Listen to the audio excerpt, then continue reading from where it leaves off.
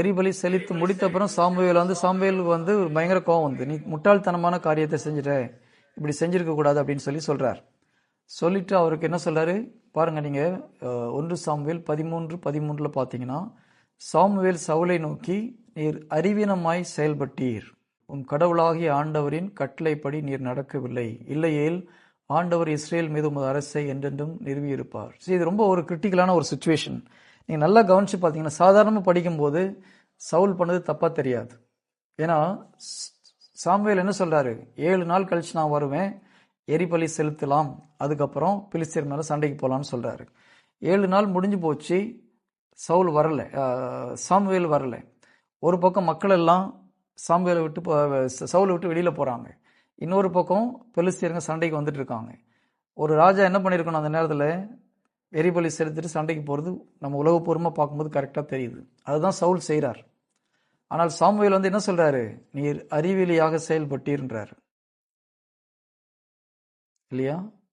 நீர் அறிவீனமாக செயல்பட்டீர். இப்போ நம்ம உலகத்தின் பார்வையில் சாமுவேல் பண்ணது தப்பு. சாமுவேல் சொன்ன டைமுக்கு வரல. ஆனா ஸ்பிரிச்சுவலா சாமுவேல் மேல தப்பு கிடையாது. அவர் யாரு லேட்டா போக சொன்னது? கடவுள் தான் லேட்டா போக சொல்லியிருப்பார். அவரை சொல்றது புரியுதா? சவுலுக்கு பொறுமை இருக்குதா, சவுலுக்கு கீழ்ப்படிதல் இருக்குதான்னு கடவுள் டெஸ்ட் பண்றதுக்கு என்ன பண்றாரு, சாமுவேலை லேட்டா போக சொல்லியிருக்காரு. கரெக்ட்? ரொம்ப கிரிட்டிக்கலான சுச்சுவேஷன். உலகப்பூர்வமா பார்த்தா சவுல் பண்ணது கரெக்டா தெரியும். படை வீரர்கள் அவரை விட்டு பிரிஞ்சு போறாங்க. ஒரு பக்கம் எதிரி அட்டாக் பண்ண வரான், இன்னொரு பக்கம் சாமுவேல் சொன்ன டைமுக்கு வரல. உலகப்பூர்வமா சவுல் பக்கத்துல பார்க்கும்போது எல்லாமே அந்த பக்கம் நடக்கிறதெல்லாம் தப்பு, சவுல் எடுத்த டெசிஷன் கரெக்டா தெரியும். ஆனால் கடவுள் பார்வையில் அது பொறுமை இல்லாத, கீழ்ப்படிதல் இல்லாத ஒரு செயலா போகுது. ஏன்? இவர் மக்களை பார்க்கிறார் இல்லையா? சாமுவேல் என்ன பண்றாரு, சவுல் என்ன பண்றாரு, சூழ்நிலையை பார்க்கிறார், கடவுளுடைய வார்த்தையை அவரு கீழ்ப்படியில.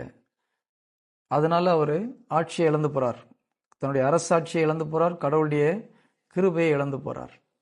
இதே போலதான் நிறைய நேரத்தில் நம்ம சூழ்நிலையை பார்த்துட்டு கடவுளுடைய வார்த்தையை மறந்து போறோம். இந்த சுச்சுவேஷன் நான் வேற என்ன பண்றதுன்னு சொல்லிட்டு நம்ம நிறைய நேரத்தில் நம்முடைய சொந்த மூளையை பயன்படுத்தி டெசிஷன் எடுக்கிறோம். நான் என்னுடைய வாழ்க்கையில் நடந்த ஒரு காரியம், ஒரு ஸ்டேஜில் நான் கத்தாரில் இருக்கும்போது நிறைய கடன் பிரச்சனையில் இருந்தேன். அப்போ ஒரு குருவானவரை பார்க்கும்போது அந்த குருவானவர் சொன்னார், நீ கடன் வாங்கிடக்கூடாதுப்பா அப்படின்னு சொல்லி. இப்போது நான் என்ன சொன்னேன்னா, ஒரு கம்பெனி நடத்துகிறோம், பிஸ்னஸில் லாஸ் ஆகுது, வேலைக்காரனுக்கு சம்பளம் கொடுக்கணும், அப்போ கடன் வாங்கி கொடுக்காம என்ன பண்ணுறது பிரதர், கடன் நம்ம சம்பளம் கொடுக்காம இருக்க முடியாது. இது உலகப்பூர்வமாக கரெக்ட்.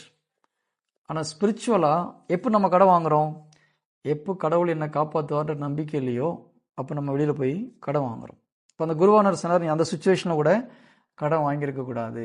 எனக்கு அவர் சொல்லும் போது கோபம் தான் வந்தது. ஆனால் எப்பொழுது நாம் கடவுளுடைய பராமரிப்பை நாம் உணர்ந்து கொள்கிறோமோ அப்போ நம்ம செய்கிறது தப்புன்னு புரியுது.